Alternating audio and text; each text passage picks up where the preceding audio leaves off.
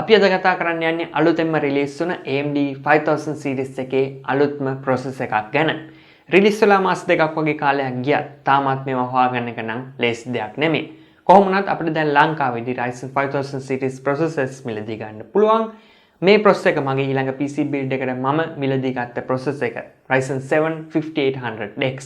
මේ වීඩියෝ එකෙන් අපි බලමු ඇයි මම මේ වගේ processor එකක් තෝරගත්තේ කියලා.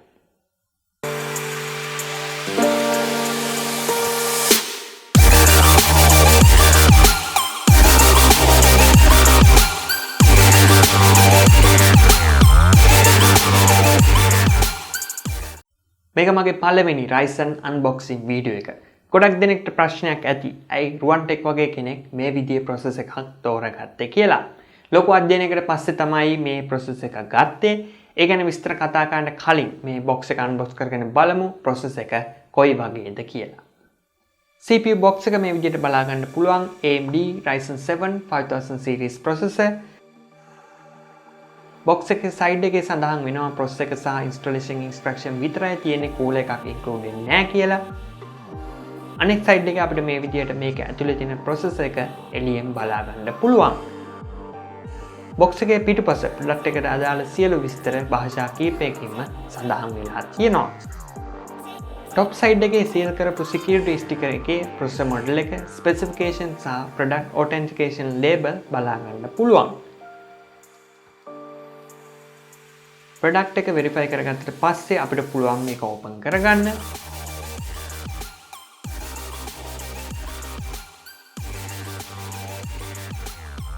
කූල එකක් නැති හින්දා මේ විදිහට තමයි package එකේ ඇතුළ තියෙන්නේ.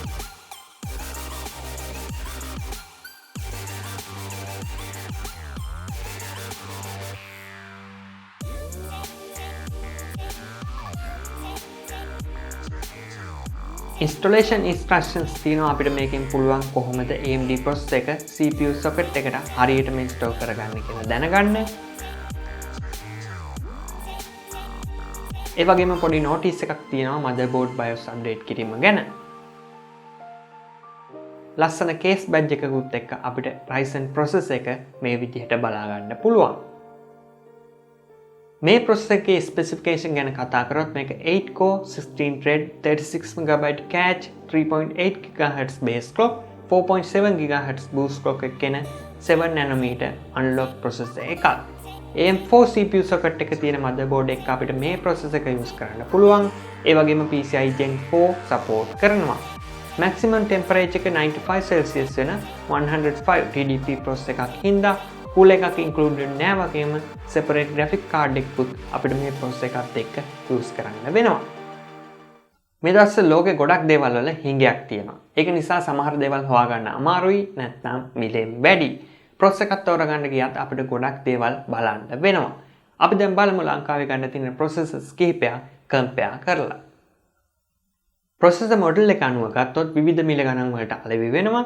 මේවා පිළිවෙලට බැලුවොත් Intel Core i9 10900K සහ Ryzen 9 5900X අනිත් ඒවාට සාපේක්ෂව ඉහළ මිල පරතරයක් තියෙනවා.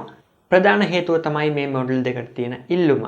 MSRP USD price එකත් එක්ක බැලුවමත් ඒක ඒ විදිහමයි. අපි ඉස්සෙල්ලාම තීරණය කරන්න වෙනවා අපි processor එකට ගෙවන මිල සාධාරණද නැද්ද කියන එක.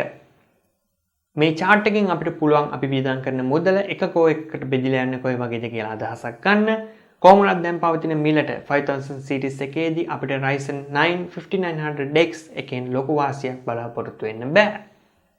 single core performance ගත්තොත් 5000 series ඉදිරියෙන් ඉන්නවා.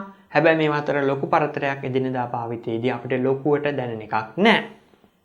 වර්තමානයේ හැම දෙයක්ම වගේ multi thread විදිහට වැඩ කරන්න තමයි design වෙලා තියෙන්නේ. games, web browsers, editing apps, productivity apps වගේ දේවල්. ඒක හින්දා multi-core performance කියන්නේ processor එකක ගොඩක් වැදගත් දෙයක්. model එක, මිල වගේ දේවල් එක්ක එකින් එකට මේ performance වෙනස් වෙනවා. පිළිවෙලට බැලුවොත් core thread count එක වැඩි processor වල multi-core performance වැඩි. ඒ වගේම මේවා අතර ලොකු පරතරයක් අපිට බලා ගන්න පුළුවන්. content creation වැඩවලට විශේෂයෙන් Ryzen වලට යන්න කියන්නේ අපි කියවන මිලට හොඳ multi-core performance අපිට මේ වගේ ලැබෙන හින්දා. PC build එකෙන් පස්සේ මම මේ වගේ real world benchmarks ඔයාලට අරන් එන්නම්. දැන් අපි බලමු Ryzen 5000 series එකේ ආපු processors 4 ලංකාවේ අපිට කොයි විදියට ප්‍රධාන වශයෙන් වෙන් කරගන්න පුළුවන්ද කියලා. ඔයා primary gameplay කරන කෙනෙක් නම් Ryzen 5 5600X 6 core processor එකට හොඳටම ප්‍රමාණවත්. මොකද අපිට හොඳ graphic card එකක් select කරගන්න budget වෙන් කරගන්න පුළුවන්. ඔයා primary game stream කරන කෙනෙක් නම් Ryzen 7 5800X 8 core processor එකට යන්න අපිට අමතර core දෙකෙන් streaming සහ content creation වැඩ balance කරලා කරගන්න පුළුවන්. හැබැයි ඔයා primary content creation කරන ගමන් games play කරන්න හිතන් ඉන්නවනම් Ryzen 9 5900X එකට යන්න. මොකද මේක තමයි අපිට මේ Ryzen 5000 series එකේ ගන්න තියෙන හොඳම overall option එක. workstation PC එකක් හදනවා නම් 5950X Ryzen 9 16 core processor එක තමයි වැඩේට හරියන්නේ. මේක මේ දාලා අදහසක් අපි ගන්න අනිත් components සහ අප PC එකෙන් කරන්න යන වැඩේ අනුව මේ කාරණා වෙනස් වෙනවා. හොඳයි ඉතින් මම Ryzen 7 5800X processor එකක් තෝරගත්තේ මගේ YouTube channel එකේ ඉදිරි වැඩ කටයුතු වලට විශේෂයෙන් video editing සහ hardware benchmarks වලට. Ryzen 9 5900X එකක් ගන්න ආසාවෙන් හිටියත් price එකත් එක්ක ඒක මේ වෙලාවේ තේරුමක් නැති වැඩක්. Intel එකට නොගිහින් Ryzen එකට ගියේ PCIe Gen 4 storage device එකක් use කරන්න ඕන හින්දා. මම මේ processor එක මිලදී ගත්තේ දෙහිවල Nanotech computer shop එකෙන් 3 year warranty එක රුපියල් 1,40,000ක මුදලකට. දවසින් දවස මිල ගණන් වෙනස් වෙනවා. ඒ වගේම මේවා ගෙන්න ගන්න පුළුවන් විවිධ මාර්ග තිබුණා. විශ්වාසවන්ත තැනකින් warranty එක මිලදී ගන්න කියලා තමයි කියන්න තියෙන්නේ. වැඩි විස්තර හැමදේම video description එකෙන් බලා ගන්න පුළුවන්. මගේ PC build එක ඉස්සරහට අරගෙන එනවා. මගේ YouTube channel එක තාමත් subscribe කරලා නැත්නම් දැන්ම subscribe කරලා notification on කරලා තියාගන්න. වීඩියෝ එක හොඳ නම් like කරන්න, තව දැනගන්න දෙයක් තියෙනවා නම් comment කරන්න. තවත් අලුත් වීඩියෝ එකකින් ආයෙත් ඉක්මනටම හම්බෙමු.